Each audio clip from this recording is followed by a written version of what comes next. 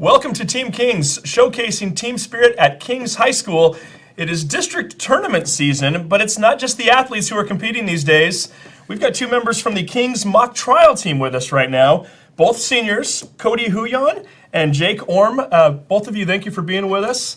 And I guess the first question, just to get it out of the way, and I'm sure you get asked from time to time, what exactly is a mock trial team at high school? Well, I'd like to begin with, it's a pleasure to be here. Thank you for having us. Absolutely. So a mock trial team in the context of a high school, we bring in students and teach them how to write material in the fashion of a real attorney. So direct examinations, speeches, crosses, that sort of thing. We then take those and present them to raters, usually attorneys or paralegals, and get scored on how we present, on body language, and on content.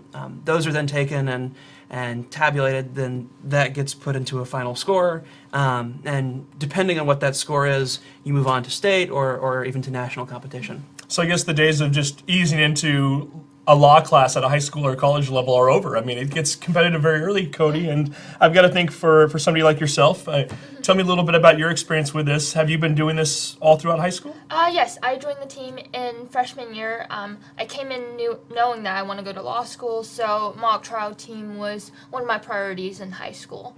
And I actually came in on C team and then moved my way up to varsity, which I thought was a fabulous experience. It was a really nice learning curve. So, and I did get to learn a lot about how to write things in a legal sense and how to present things to audiences. Well, and the thing that is intriguing about what you just said, you mentioned a C team. I'm used to hearing that for basketball and football and other things. So there are breakdowns, correct, Jake? I mean, tell me a little bit about how that works in terms of, is there a varsity team, junior varsity, and what does that look like? So it depends on the year. This year we have a varsity and a junior varsity team. We had planned on having a C team, but there was a couple of logistical issues with that. So we're back to two teams, about, 10 people or so apiece. Yeah. Right now our junior varsity team is mostly freshmen. Our varsity team has 2 freshmen and the rest are mostly upperclassmen. Mm-hmm. Usually the breakdown is the more experienced people on the varsity team, it's geared to push through districts, usually with a district championship title, and then do top 10 at state. Yeah. Junior varsity team historically will get through to top 5 at districts. We've had one year where the junior varsity team actually made it to state and placed rather well. And then C team typically is more of a learning experience for freshmen. So you can come in, you can start to understand what you're doing. By the time you hit junior varsity or varsity team the next year, you have experience to base yourself on. Very nice. And then Cody, what is the breakdown in terms of underclassmen to upperclassmen?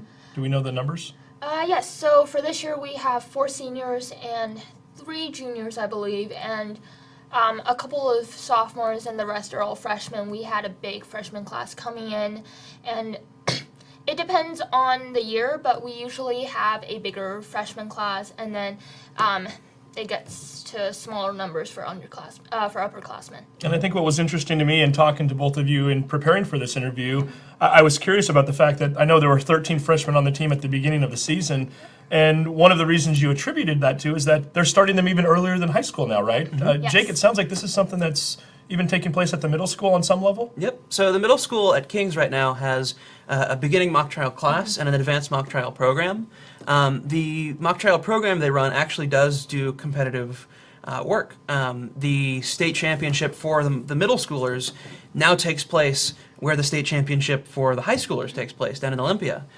So they're bringing in students and giving them a roughly similar case and the opportunity to start out finding what they're passionate about. Very nice. And we mentioned at the very beginning of the interview that it's district tournament season. Mm-hmm. Yeah. So let's kind of go over the year as a whole and the layout and what it looks like. Cody, when this team first gets together, I'm assuming that because I know you go immediately down to a big tournament in October, you're not just getting together at the beginning of the school year. You're probably doing some preparation during the summer? Yeah, we did preparation in the summer. The case for Empire San Francisco dropped in about July, and then we started doing individual prep work after the roles were assigned. And then in late August, we started getting together to practice. And then right after school started, we go in during lunch and after school to prepare for the tournament. So you mentioned Empire. Exactly what is the Empire tournament, Jake? I know it's a big one and something that you all look forward to every year. Tell me a little bit about what that is and what it entailed. All right, so right now there are 3 different Empire competitions. It was set up by somebody who was interested in bringing a more advanced and more international feel to the mock trial programs in this country. So there's one in San Francisco, there's one in Atlanta, and there's one in New York. Previously, we've done the New York trip. That would have been the year before I came to the team. This year we did San Francisco. I believe there were 3 countries, and I want to say 26 states that were represented.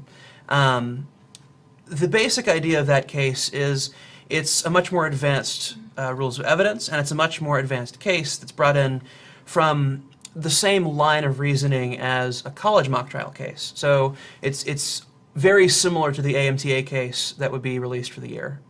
Okay, and then as far as the mock trial itself, you generally get how much time to work on it then? For instance, for Empire, you mentioned July, correct? Yeah, for July, and then we do have tryouts and auditions. For July, it was more online. They sent in videotapes of them answering some questions, and the coaches cast us for different roles. And after that, we get about 1 or 2 months to work on individual work, writing examinations and speeches. And then by the time we hit about 1 or 2 months before a competition, we start getting together after school to run scrimmages and just run through the trial to see what needs to be changed and what goes well. And as far as the trial itself is concerned, how does the role play work? You mentioned there are various roles. So what are the roles, and do they differ from trial to trial and from contest to contest? Obviously, you need attorneys, you need somebody to play the defendant, witnesses. Jake, how are those?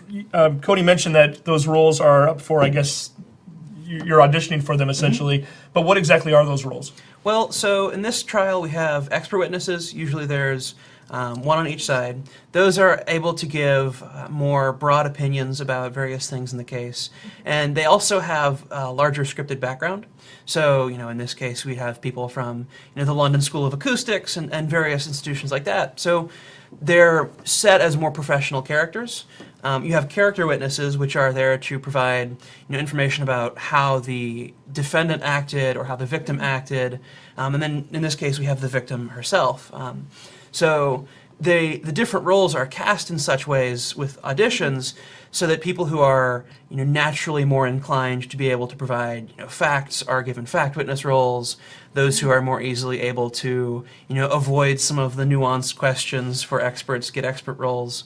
And those that tend to be more sympathetic will get either character witness or the defendant type roles. Okay, so a lot going on, just like you'd see in a normal courtroom then. Yeah. It's geared to be very similar to that. Very nice. And Cody, where are these contests taking place? Are they actually in an auditorium? Are they in a gym? Are they in a courtroom? They're actually in a courtroom. All of our competitions, Empires, District, State, are all in real courtrooms. Down in San Francisco, we were actually in the federal courthouse, so we got to compete there. And then for District, for the Thursday, the 22nd of February, we're going to be in Snohomish County Courthouse. And then for the Saturday, we'll be in Denny Juvenile Center. And then as we move on to State, we're going to be down in Olympia in a courtroom. And does it simulate essentially what we would see if we were in an actual courtroom in the sense that are you using the same technology? Are you using, are we seeing a lot of computers out? Are we how does that work, Jake, exactly? Well, so as nice as computers would be to preserve the integrity of the competition and to prevent students from communicating with coaches and such during trial, most electronics have been banned. What we usually do is you'll memorize speeches, you'll memorize examinations. It's a little bit more acting than you would see in a real courtroom, just because of that. But for the most part, it's fairly similar.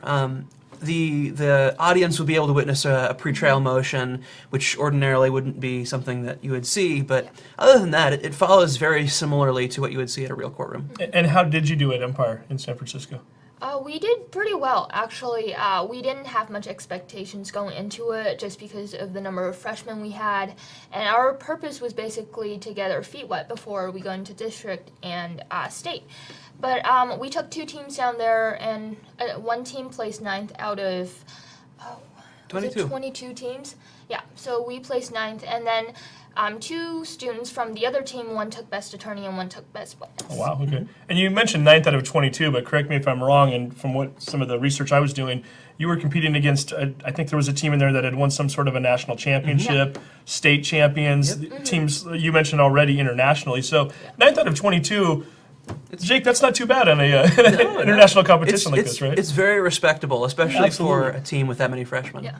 So now, moving ahead to districts, give us the timeline. Is it similar in the sense that you mentioned in Empire, the case dropped in July and you had until October to get ready? How much time do you have to get ready for districts, and how is that looking right now? District, we have a little bit more time. The case dropped in mid-October, I'd say, and then district competition is 3 weeks from now, February 22nd and February 24th. But before, I'd say January, it's more just individual work, writing the materials, and then as we hit January, it's when we all start practicing after school and spend a lot of time on it. And I would assume much like your basketball team, for instance, if you place at a certain spot in districts, you move on to state. Is that how that? Yeah. Okay. So for this year, for district, we have 8 teams in total, and I believe top 4 moves on to state. Okay. Yeah. And Jake, as far as the team getting prepared for districts, you occasionally do scrimmages with other teams. How does that work, and where does that usually take place? Well, so there are a couple different settings we do scrimmages. One of them is just inviting teams up to King's High School or going to their high schools and participating with them in a one-on-one type session. The other way that the scrimmages are done at this time of year is through what we call jamborees.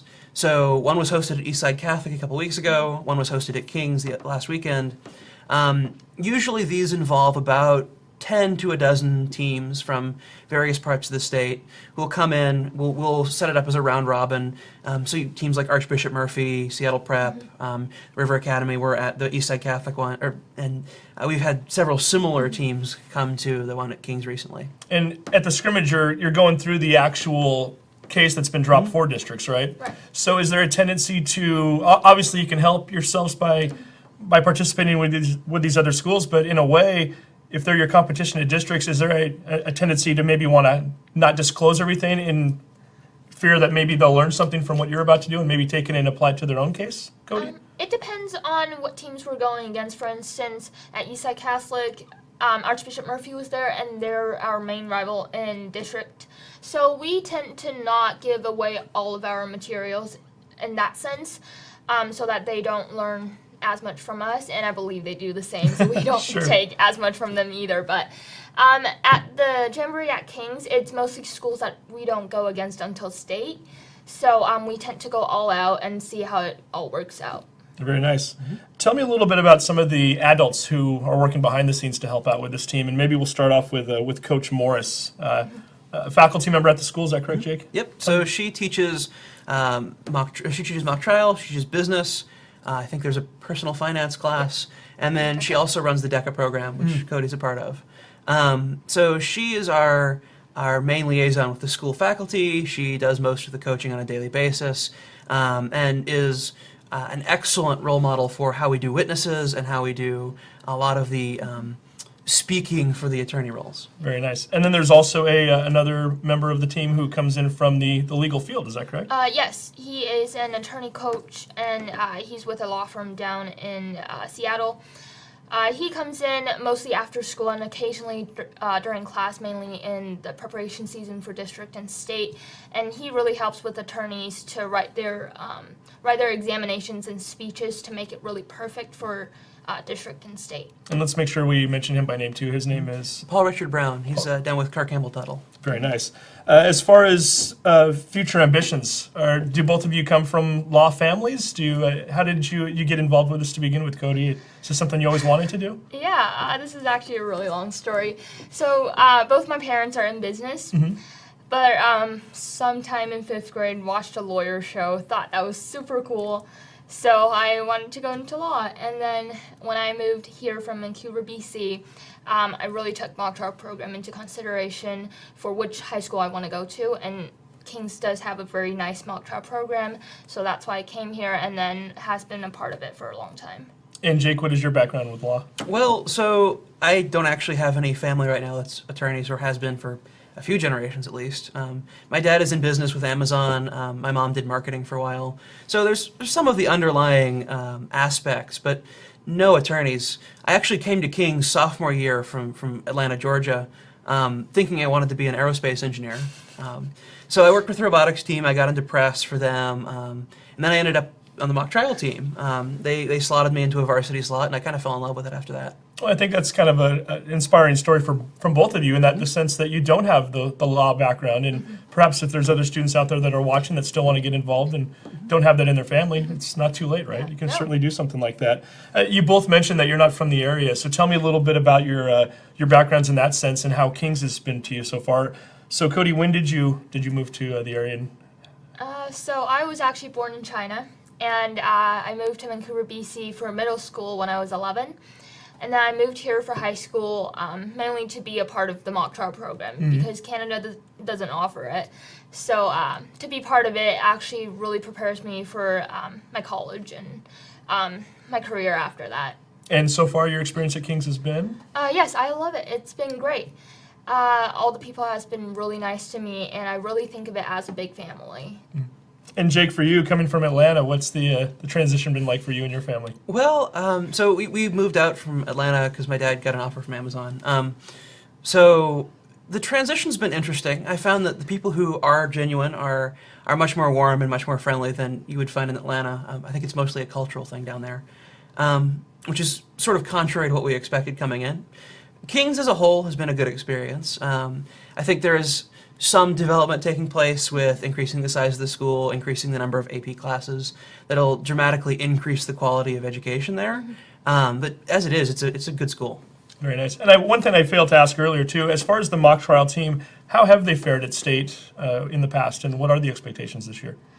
We normally get through district with no problem, and it's usually us or Archbishop Murphy who takes the championship. We lost the championship last year, but we took the championship 3 years before that, and for state we usually end up in the top 10. Okay, figured as much. So hopefully we'll get to see more success this year.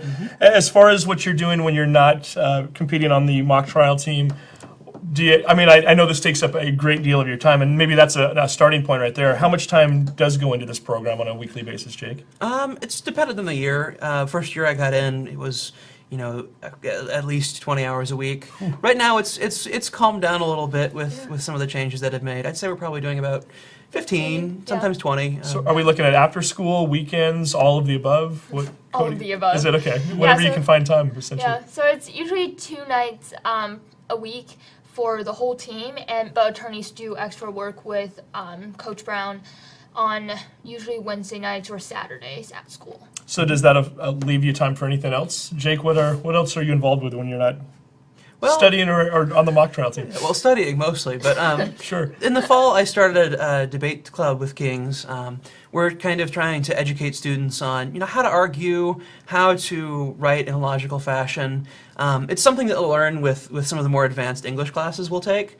But it's one of the things that I found is most valuable about mock trial, and I'm trying to find ways to bring it to more students who maybe don't want to involve themselves with the workload of a mock trial program or the competitive nature of the program. Right, and then Cody, I understand you're involved with a nonprofit in China. Yes, I am. So I actually founded it with 2 of my friends when we were still in Canada. And we aim to assimilate American classrooms in a more marginal parts of area where they don't get as good of the opportunity to learn English. And I think English is a very necessary skill as it's becoming a very popular, actually the most spoken language, I believe, in the entire world. So to give them that opportunity that they don't necessarily have in the summer, and to actually train their teachers in a new way of teaching English so they make it more interesting. 2 very full calendars then right here. So great work from both of you.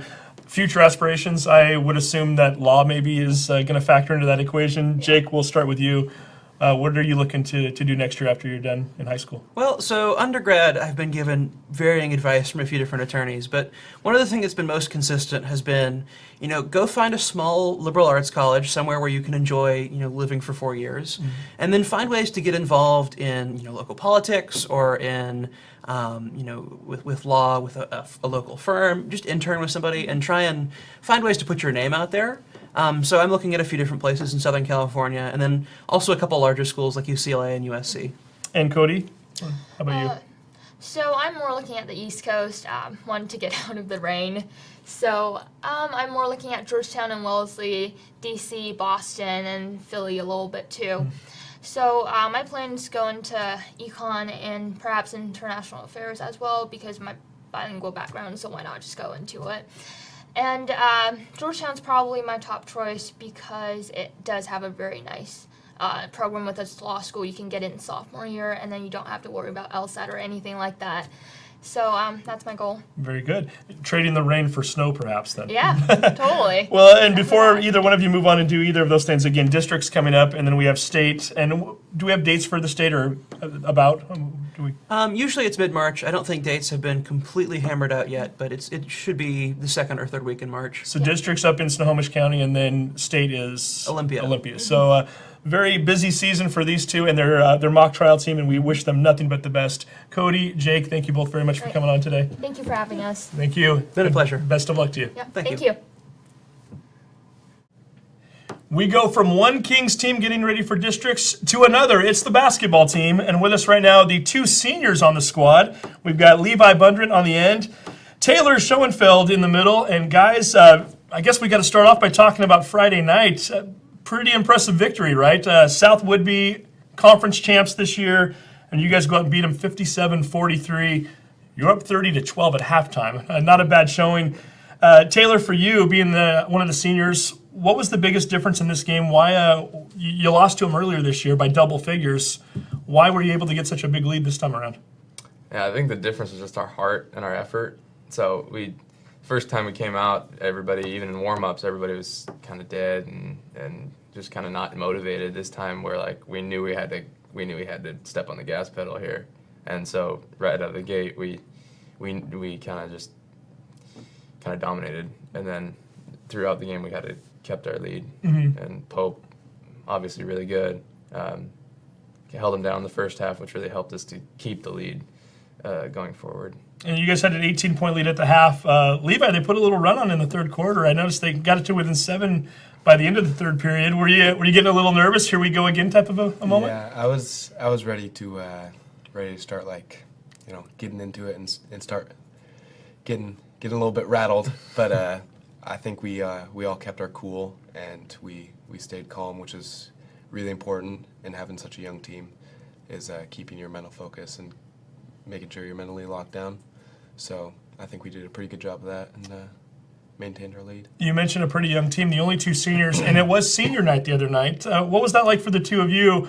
Obviously, you have a playoff game coming up this week at home, so it's not your final game at Mike Martin, but nonetheless, senior night, the ceremonies that go along with it, the pictures, the flowers, everything else. Taylor, tell me a little bit about that night. Was it a special night? And is it hard to focus on basketball after having to go through that during the pre-games? Well, no, obviously it's a special night, but we all knew we had a task at hand, and it's also not our last home game because we have one against Mount Baker on Monday. So it was special for our families and stuff, but we knew we got some business to handle. Same with you, Levi. I know you've been through this before, right? Older brother playing on the team, so senior night you're able to block everything out pretty quickly. Obviously, whatever you did, it worked because you got up to a hot start. For sure. I think Taylor and I especially had the mentality that we didn't want to lose on our senior night, so we tried to do the best we could. Well, nice job. And it's an interesting season, or it's been an interesting season. You guys play in the Cascade Conference where you play everybody twice. So you go through a round robin where you play everybody once and then you come back and play them again. Generally speaking, when teams do that, you start to see patterns and you kind of know who's better than whom or whatnot. You guys had a very interesting week, though. You played Cedar Crest last Friday. You avenged a loss against them earlier in the year. You turn around, you play Archbishop Murphy, who you had beaten. They get you this time. And then this time around against South Woodby, you flip the script again. So you split with all three of those teams. Taylor, is there just more parity in this league right now? What is it about the league and all these teams splitting with one another this year? Yeah, our team's young. Cedar Crest team has a lot of experience. South Woodby has Pope. Every team has their thing, and so anybody can beat anybody on any given night. So it's an odd year for us because we're so young. We're the only two seniors, but yeah, I mean, there is a lot of parity, I would say, in the league. Does it make it exciting in some ways? I've got to think for this is a team that for so long you've dominated this league, and there are more often than not there are nights where you're out there and you're running up scores on people, or you're at least pulling away from them. Maybe running up's a little bit harsh, but you're putting up big victories. Levi, when you're going out there on any given night, knowing that it's going to be a close game, I've got to think it's made for some exciting fourth quarters, enjoyable games for you to play in. Yeah, for sure. Fourth quarters in these competitive games are really that's when in my opinion, fans probably enjoy the most because that's when our games start getting the most competitive and the most fiery. So the season in general, 8-4 in conference, 8 wins, 4 losses. I know 10-10 overall. This is a fan base that's accustomed to trips to the Yakima Sun Dome and holding up state championship trophies. Third place last year, first place the 2 years prior, a few second places in there. Is it a little more difficult, or is it easier in some ways going into a district tournament right now, knowing that maybe the team hasn't had the same success as it's had in the past? Are the expectations still the same from the fans, Taylor, or are people kind of more understanding and more accepting of it? And what's that going to be like for you guys moving ahead? Yeah, I don't think anybody really expects anything of us. Going to the district tournament 10-10, I mean, that's a lot different than what our fans especially have experienced. And so we kind of have to go in with a chip on our shoulder. Nobody thinks we can do anything. So I think that we can do something with it.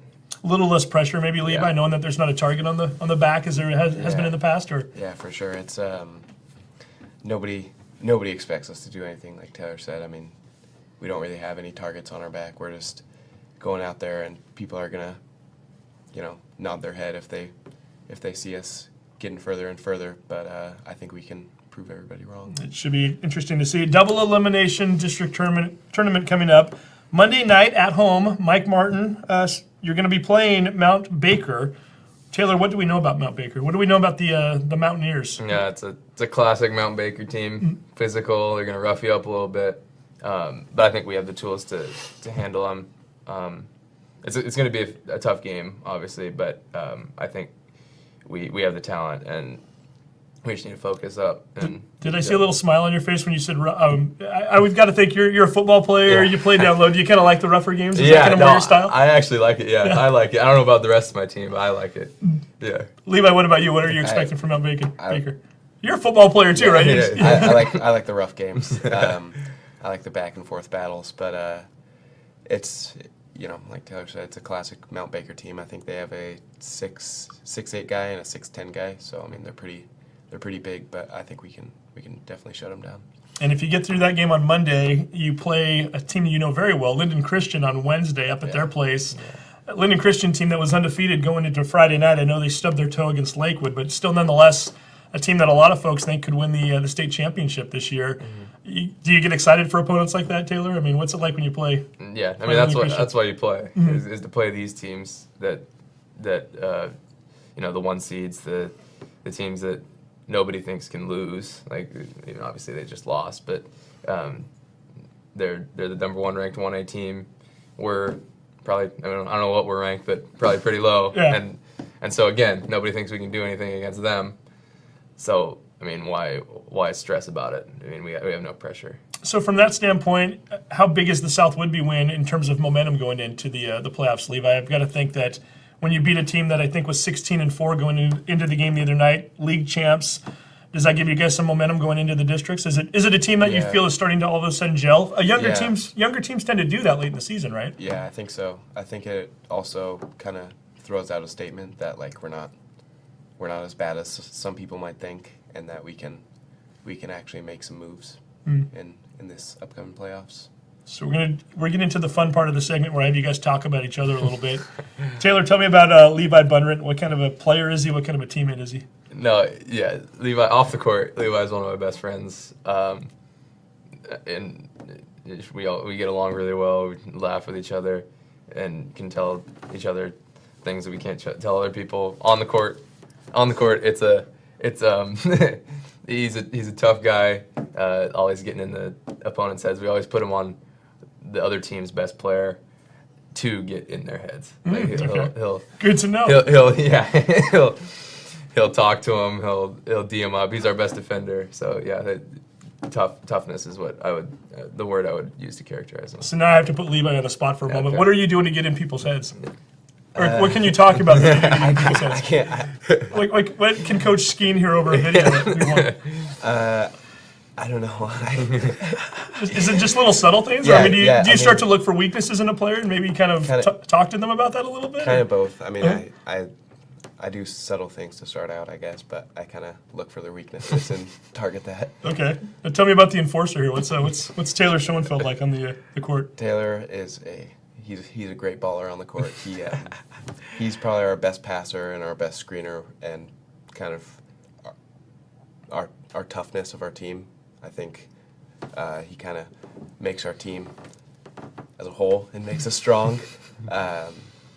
He's always knocking down high post shots, and I think he gives us that toughness that we need. And we're best friends off the court, so I think we can. I think that kind of helps us on the court.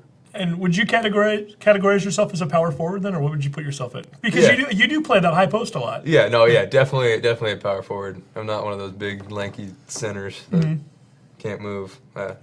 I can. Dual threat. I'm a dual threat. Make the big man come out and guard you a little bit. Exactly. Tell me a little bit about the team. I know we had Coach Skeen in here at the beginning of the season, but tell me about some of the other players on the squad who are in the starting lineup and who are helping you guys get to where you're at. Again, a young team, but a team that seems to be kind of growing into its own and doing well right now. Tell me about some of the guys down low.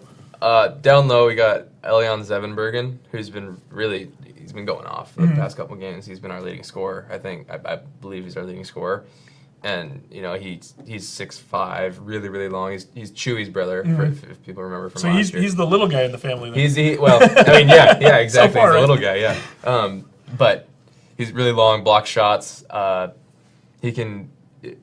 The thing about him that Chewy couldn't do is that he can knock down threes, and so he forces other big men to come out and guard him. And when they come out and guard him, he just goes right by him and dunks the ball. So it's a real help for him to be out there because he's such he has a diverse set of skills. And also Luke Bobbin coming off the bench, he's a good finisher on the rim. He can rebound and run the floor really well. And so that rotation we have is really kind of benefiting us as we gel together later in the season. And then how about on the perimeter? Who are we watching other than Levi? On the perimeter, we got Shane, who I don't know how to pronounce his last name, so I'm not going to try. McGahee-Fick. McGahee-Fick. Yeah. He's a freshman. He's our point guard right now, and he's keeps his poise. He's a really good kid. I think he handles the ball really well and distributes the ball really well, so that helps a lot. And then we got Nate Kleppe and Hunter Reeves and Jaron Hansen, who they're probably our best three shooters on our team right now, and they kind of they knock down buckets from the perimeter. And Hunter is probably our best drive and kick guy, or drive and attack guy. He does everything out there when he gets in his low mode, and it's pretty special to watch when he gets in his zone. Well, it sounds like everybody has their role on this team too, which is ultimately what you want to know. Kleppe, nice game the other night, points wise. Had a big night against South Woodby. So, and I got to ask about the coaches too, right? Tell me about Coach Skeen, what it's like to play for him. Yeah, Coach Skeen, he's really, really good, X's and O's, and great. He's a great basketball coach. Technically, but off the court, he's one of the funniest guys you'll ever meet, and you wouldn't think so because he kind of keeps to himself, a little quiet. But he shows it for you guys. But he shows it for the basketball team, and it's really fun to play for him. He loves us all. He's really passionate about us and really believes in us. So it's really fun to play for him. And then Levi, how about some of the assistant coaches who are we looking at on the bench there? Our main assistant coach is Coach Boyce. He's been in the program for a long time. He's our defensive coach. He's a great guy. A lot of energy, a lot of spark. And then we got Coach Adam, Coach Dave, and Coach Hoff. And am I missing anybody? and coached him. Hey, we're putting him on the spot here. The cameras, the lights, everything else. It's fair. And coached him, and they all have their own roles on the team, and bring what they need to bring to the table to help us succeed. Very good. We'll see what these guys can bring to the table. Again, Mount Baker Monday night, so we'll hopefully get another victory there. And then finally, you're both seniors. I know, Levi, we had you in studio back in October to talk football. Yeah. At the time, you were telling me that you were leaning towards maybe some California schools for next year. What's going on with you right now in terms of future college plans? Do you know of any yet, or are you still working on that? Yeah, I'm still working on some, but my top options right now are University of San Diego. I'd go down with him. Azusa, Cal Baptist. Those are my main California schools, and then Texas right now. I'm looking at. I just got into TCU, and I'm looking at Baylor as well. Okay, the Fort Worth area, maybe, Yeah, or Waco even. Okay, so there we go, California, Texas. Yeah. You're looking for sunshine, it sounds like. Yes, sir. And one guy who's already found some sunshine for next year. Taylor, you going to play at the University of San Diego football, right? Yep, Football scholarship. yep. Tell me a little bit about that. Yeah, no, it was really cool to get down there on an official. That was really the selling point for me. It was getting down on the campus, seeing the beautiful campus, and the area of San Diego is just awesome. And it's also a top 50 business program in the country, and then that's what I want to major in. So I was like, this is a no-brainer for me. Yeah. I also get to play football, and so It's a that's win-win all awesome. around. It's a win-win. Yeah.